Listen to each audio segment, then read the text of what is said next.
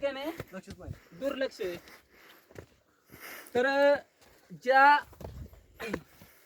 ज्या शिवाजी महाराजांच्या नावाने महाराष्ट्रामध्ये संपूर्णपणे मत मागितलं जातं.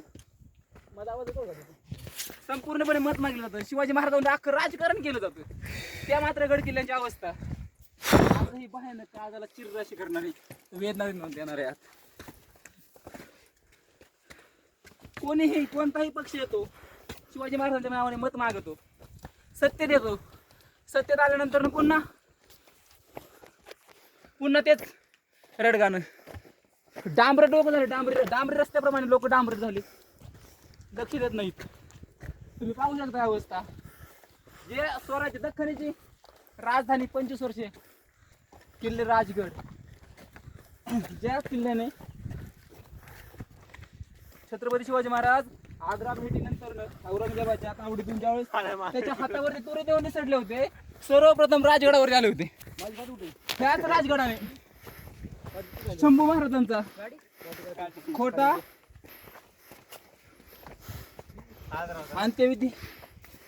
अंत्यविधीची तारीख राजमाता जिजाऊंना छत्रपती ह्याच राजगडाने अनुभवलेलं आहे. हाच राजगड इथून संपूर्ण दख्खनीची ऑर्डर यायची. खरंच विसर पडलाय जनतेला, प्रशासनाला, सर्वांनाच. का होतंय असं? का होतंय असं? आपण एक जबाबदार नागरिक म्हणून शासनाला, सरकारला प्रश्न विचारले पाहिजे. आजही चालण्यासाठी रस्ता नाही व्यवस्थित. तुम्ही जर राजस्थानमध्ये गेलात, राजस्थानचे गड किल्ले व्यवस्थित मिळतील सरळ. यूपी बिहारमध्ये गेलात, यूपीचे किल्ले तुम्हाला व्यवस्थित मिळतील, पाहायला मिळतील. तर आपल्या अशा किल्ल्यांची अवस्था का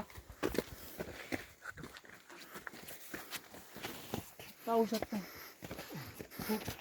खूप भयानक परिस्थिती. तुम्हाला पहा, चढायला पाहिलं नाही, मार्ग नाही. दगड मधून वाट काढावी लागते.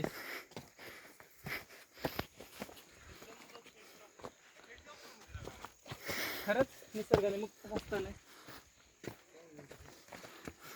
इतकी उधळण केलेली आहे, विचारूच नका. सुंदर, तितकाच बुलंद, तितकाच बेलाग किल्ले राजगड. त्याच्या आजही 350 वर्षानंतर त्याच्या ह्या काळ्या कबिन इतिहासाची साक्षीदार उभं आहे. तितक्याच थाटात विचारता येत तुम्हाला, ज्या राजगडानं स्वाभिमानानं जगायला शिकवलं हिताल्या महाराष्ट्रातील जनतेला, नेतेला, त्याच राजगडाच्या अवस्था. गवत, पायवाट, चिंचोळ्याची पायवाट, काळ्या कबिन नसळामध्ये ओली झाडी आजही साक्ष देतात छत्रपतींच्या गौरवाची, छत्रपतींच्या वैभवाची.